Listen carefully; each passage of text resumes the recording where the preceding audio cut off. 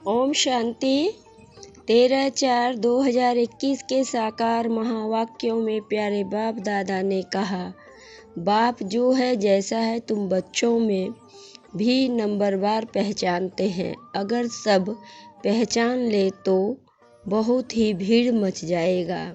फिर बाबा ने कहा, बच्चों ने गीत की 2 लाइन सुनी, जो पिया के साथ है उसके लिए ज्ञान का बरसात है।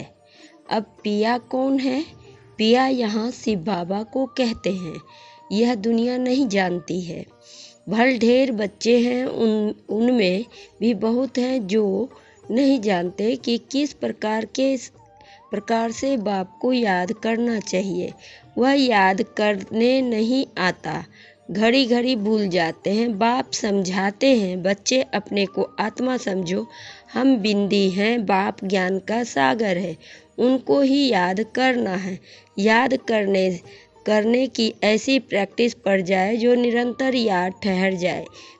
पिछाड़ी में यही याद रहे कि हम आत्मा हैं, शरीर तो है परंतु ज्ञान बुद्धि में है रखना कि हम आत्मा हैं। बाप का डायरेक्शन मिला हुआ है। मैं जो हूँ उस रूप में कोई बिरला याद करते हैं। देह अभिमान में बच्चे बहुत आ जाते हैं। के मुख्य सार में बाबा ने कहा, मीठे बच्चे, बाप जो है जैसा है तुम बच्चों में भी नंबरवार पहचानते हैं। अगर सब पहचान ले तो बहुत भीड़ मच जाए। फिर प्रश्न में बाबा ने कहा, चारों ओर प्रत्यक्षता का आवाज कब फैलेगा? उत्तर में बाबा ने कहा, जब मनुष्य को पता पड़ेगा कि स्वयं भगवान इस पुरानी दुनिया का विनाश करा के नई दुनिया स्थापन करने आए हैं। दूसरे पॉइंट में बाबा ने कहा, हम सबकी सदगति करने वाला बाप हमें भक्ति का फल देने आया है। यह निश्चय हो तब प्रत्यक्षता हो जाए, चारों ओर हलचल मच जाए। फिर बाबा ने गीत में कहा, जो पिया के साथ है उसके लिए ज्ञान की बरसात है। लास्ट में बाबा ने कहा, बाप कहते हैं, मेरे को याद करने से तुम सब कुछ जान जाएंगे। अच्छा शिव बाबा, तुम बच्चों को याद करते हैं, ब्रह्मा बाबा याद नहीं करते हैं। शिव बाबा जानते हैं हमारे सपूत बच्चे कौन कौन हैं। सर्विस एबल सपूत बच्चों को तो याद करते हैं, यह थोड़े ही किसको याद करेंगे। इनकी आत्मा को तो डायरेक्शन है माम एकम याद करो। अच्छा मीठे मीठे सिकी लदे बच्चों प्रति माता पिता बाप दादा का याद प्यार और गुड मॉर्निंग।